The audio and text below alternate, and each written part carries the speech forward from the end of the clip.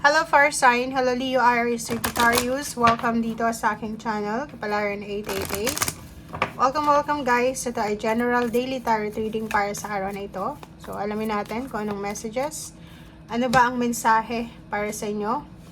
Fire Sign, Leo Aries Sagittarius. Meron ka ditong 4 cards, merong isang mature woman, occupation, ganun pa rin, busy ka pa rin sa ginagawa mo.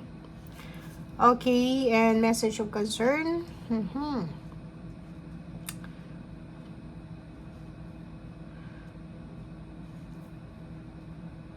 27, 7, 8, 9, 5, 9, 5, 27, 14, 34, 6, 6, 7, 5, 9. Okay, so sinasabi ng barahan mo dito na isang may edad na babae ang posibleng Fire Sign Leo or Sagittarius ngayon na may hinihintay siya. Pwedeng mensahe.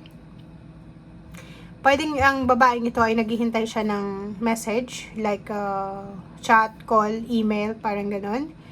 And mayroon din ditong isang Fire Sign Leo or Sagittarius na inaabutan na siya ng gabi sa pagtatrabaho. Overworking, multitasking. Sobra-sobra yung effort na ginagawa niya. So, kung makikita mo dito, marami pa siyang gagawin na trabaho. So, sobrang occupied siya. Busy. Kung sino man itong babaeng ito, sobrang busy siya sa araw na ito.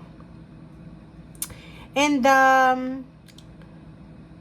may iba din sa inyo dito, Fire Sign Leo or Sagittarius, na posibleng naghihintay kayo ng additional income. So, pwedeng ito na.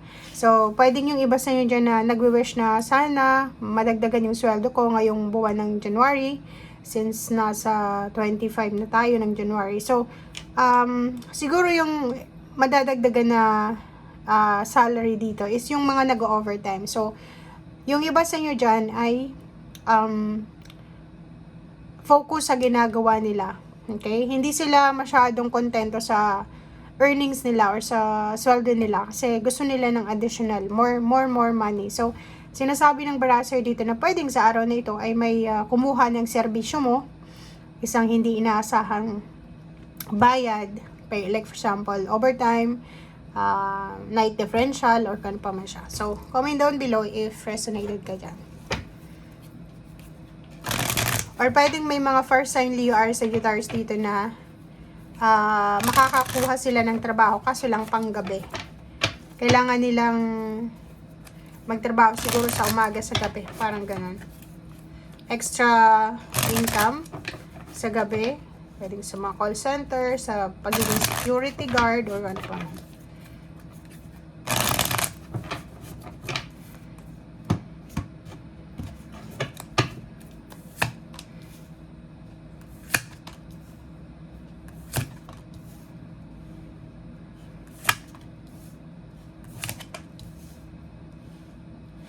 Okay. So, meron ka ditong first 5 cards dito sa isang tarot deck. Sinasabi ng baraser dito na may pagbabagong magaganap sa buhay mo, sa lahat ng areas sa buhay mo, guys. Okay? So, unang-una, may mga unrealistic goals ka sa buhay, may mga hindi naman totoo, like yung nag-wish tayo ng mabilisang pera, or yung mga plano mo siguro is hindi siya realistic. So, sinasabi ng baraha, may kailangan tayong baguhin. Okay? Like for example, Fire Sign, masyado tayong nakafocus sa unrealistic na ways, goals para sa pagkamit ng tagumpay. So, make sure daw nandito yung Wheel of Fortune na kailangan mong ma-realize na siguro, etong pangarap ko, hindi siya nangyayari 10 years nang nakalipas kasi siguro hindi realistic itong pangarap ko. So, kailangan mo daw na baguhin kung ano man itong mga unrealistic goals, dreams, aspirations mo sa buhay kung gusto mong makalaya. Okay? Sinasabi ng baraser dito na posibleng sa araw na ito, Fire Sign Leo or Sagittarius, may tutulong sa'yo. Pwedeng makatanggap ka ng mga opinions, criticism.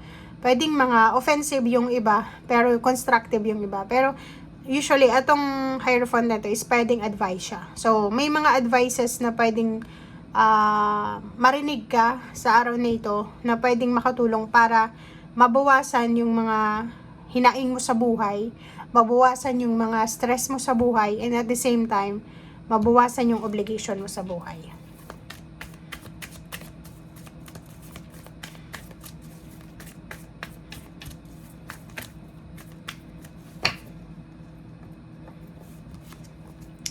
Okay, meron tayo ditong Ace of Wands. Wow, ang galing nito.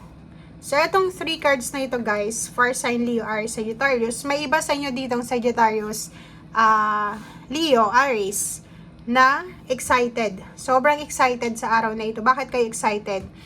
Kasi posibleng matanggap nyo na yung message from na company na pinag-a-applyan nyo.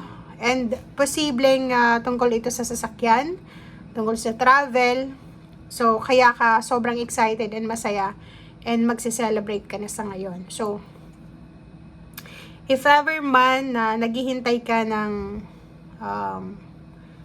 anong tawag dito? If ever man naghihintay ka ng positive news tungkol sa trabaho, tungkol sa travel, sa visa, sa sasakyan, sa occasion or kano pa man, sinasabi ng barahan na posibleng sa araw na ito ay makatanggap ka ng balita.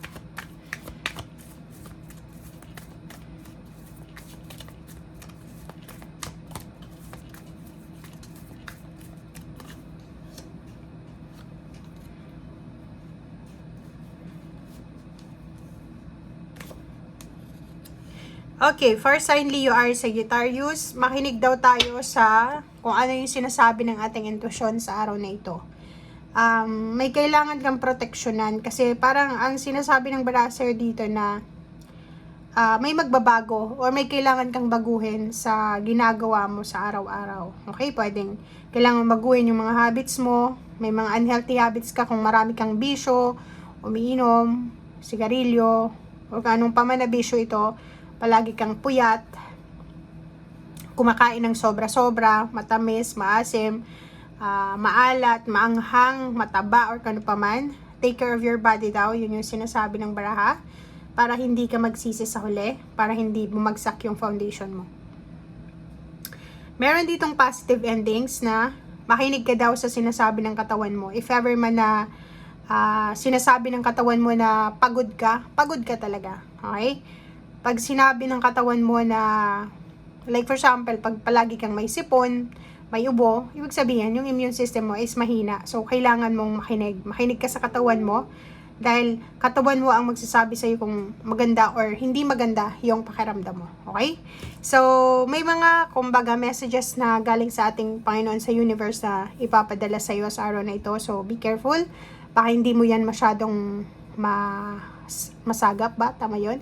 Baka hindi mo yun masyadong maramdaman kasi nakafocus ka doon sa ibang bagay. So, kailangan natin na i-welcome lahat ng messages sa araw na ito, positive man or negative. Thank you guys. Bye!